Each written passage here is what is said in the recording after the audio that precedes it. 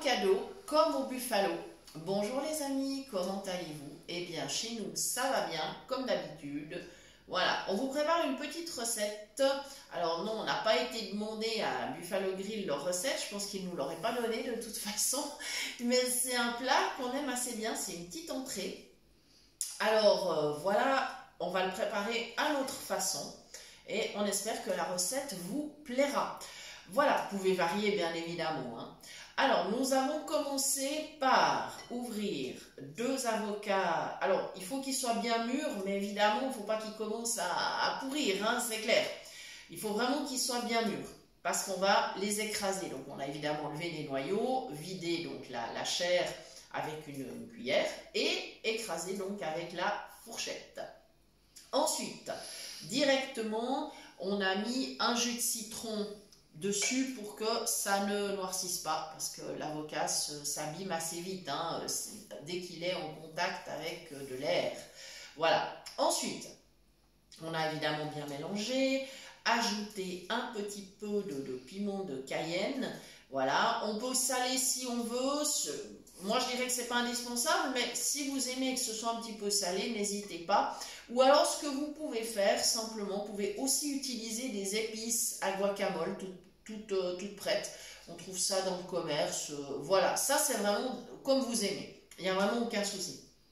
Et une fois donc qu'on a mélangé tout ça, bien écrasé, on a obtenu une crème. Il faut vraiment que ça soit crémeux parce qu'on va évidemment le tartiner après, hein.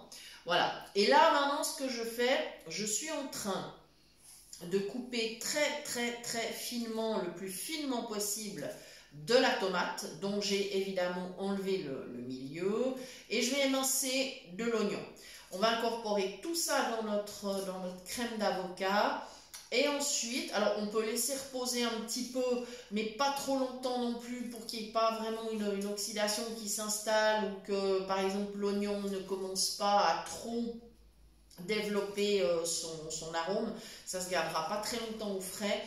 Le plus vite possible, on le tartinera, on mettra cette préparation sur soit du pain frais, soit des toasts, du pain grillé. Enfin, après, c'est à vous de choisir sur quel type de pain vous avez envie de tartiner votre préparation.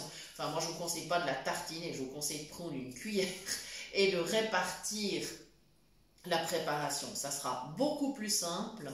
Voilà, et vous aurez donc une petite entrée, ma foi, fort sympathique, à moins que vous ne souhaitiez transformer cette entrée en plat principal. Pourquoi pas, l'été, ça peut tout à fait le faire, hein, je veux dire, il n'y a vraiment pas de problème. Voilà, donc une petite recette extrêmement simple. Bien sûr, l'oignon doit être coupé très finement également, hein.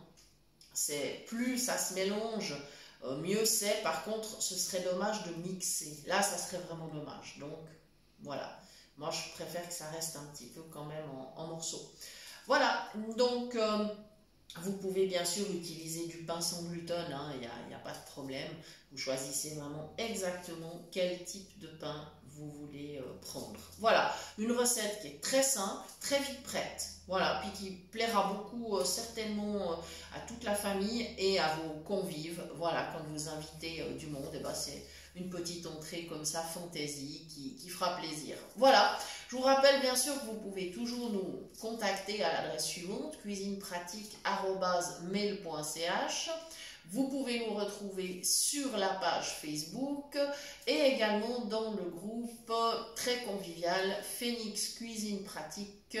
C'est un groupe WhatsApp né de notre collaboration avec l'association Phoenix. Voilà les amis, il me reste à vous souhaiter un bon appétit. Merci de nous avoir suivis et à très bientôt pour de nouvelles idées cuisine.